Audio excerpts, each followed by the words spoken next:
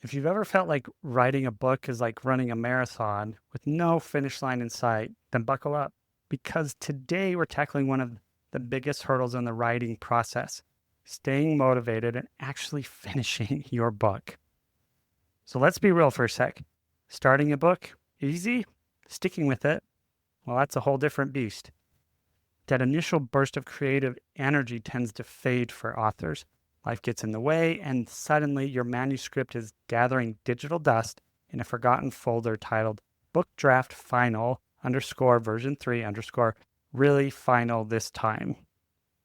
So today we're going to talk about why motivation fizzles out, how to hack your brain to keep writing, and strategies to help you cross that finish line. You can do it. And yes, we'll back it up with some science because who doesn't love a little neuroscience sprinkled in their creativity process?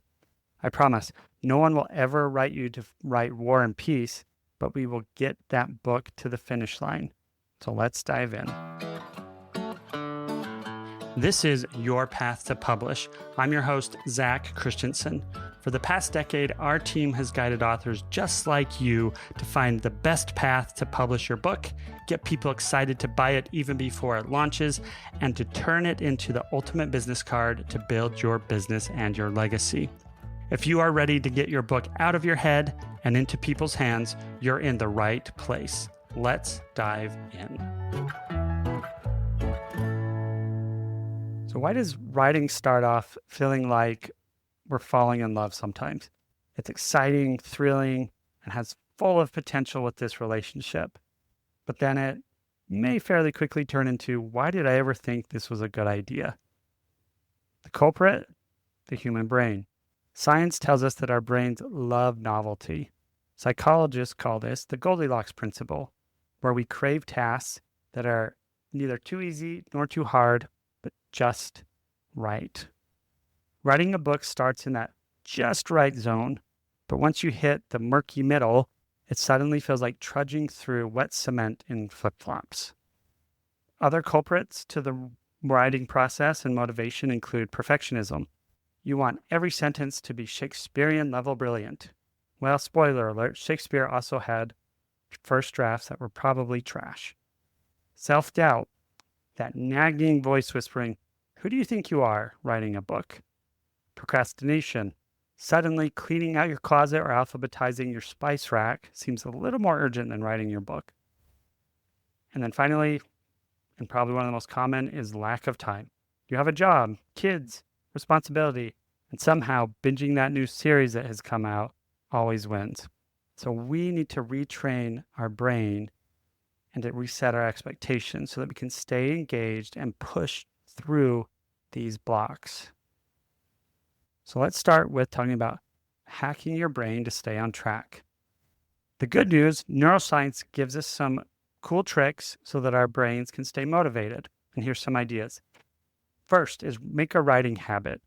Books such as Atomic Habits and The Power of Habit have brought together behavioral psychology and attributes to building habits through a simple loop called cue, routine, and reward. So for example, you set a writing trigger, like brewing a cup of coffee or hot chocolate. Sit down and write 200 words. And then you reward yourself with a piece of chocolate or a 5-minute dance break, whatever you prefer. Your brain will start associating this writing goal with good things. Next is the 5-minute rule. Tell yourself, I'll just write for 5 minutes. Once you start, your brain wants to keep going. It's called the Zeigarnik effect, where unfinished tasks nag at us until we complete them. So use that to your advantage. And then finally, in this hacking your brain is gamifying your progress. Set a word count goal and track it. Try a writing challenge. Every year in November, there's the Write a Novel in a Month challenge. And then you reward yourself, which is extremely important as part of the gamifying. Every 5,000 words, treat yourself to something fun. Now let's jump into overcoming mental blocks and self-doubt, because those are real. Let's talk about the inner critic. That voice that says, this isn't good enough. Well, guess what? It's lying. Science backs this up too.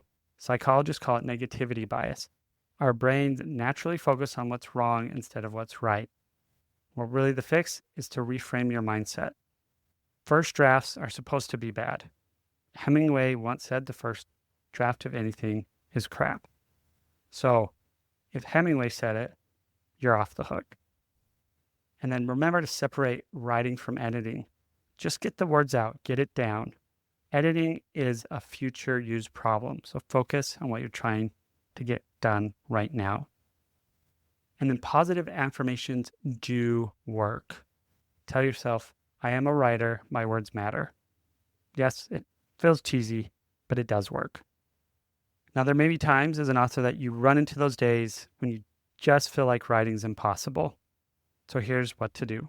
First, the 5-minute rule again. Why? Because it works. Another idea is writing prompts. Start with something like, my protagonist just stole a penguin from the zoo. What happens next?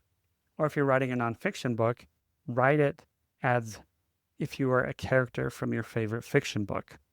Another great thing to do is have an accountability partner. Find a writing buddy, join a group, or just announce it publicly so that you can have some of that good positive peer pressure to keep you going and have support and cheerleaders to help you along the way. One of my favorites is to change your environment. Go somewhere new, go to a walk, go to a cafe, sit there and write. Try whatever works. And then in the final segment, how do you stay motivated for the long haul? Because writing a book isn't a sprint, it's a marathon. So how do you keep going? You celebrate the small wins. Each finished chapter is a victory that you can celebrate. Go back and read what you've already written and accomplished. That helps you get excited again. And then remember your why. Why are you writing this book? What's the reason? Who is it going to help? And then create a vision of success for your book. Imagine holding your published book in your hands. Imagine opening your first box of published printed books. Picture a launch party. See a reader leaving a glowing review of your book. The clearer your vision, the easier it will be to stay committed. Staying motivated throughout writing a book is a real thing. So to recap, your brain is wired to love novelty, but you can hack it and stay motivated. Create writing habits. The 5-minute rule and the gamification can really help. We went over your inner critic is a liar, so don't listen to it. And then push through resistance when it feels really hard to write. There are proven methods that we've gone over. And then finally, remember your why and visualize success. So your challenge this week is to set a small writing goal and actually do it. Just get one step closer to finishing your book. And join us in the Juxtabook Author Edge community. And let's cheer each other on. If you've enjoyed today's episode, subscribe, leave a review, and share it with a fellow writer. Thank you for listening and for tuning in. Until next time, keep writing, keep creating, and remember, the world needs your book.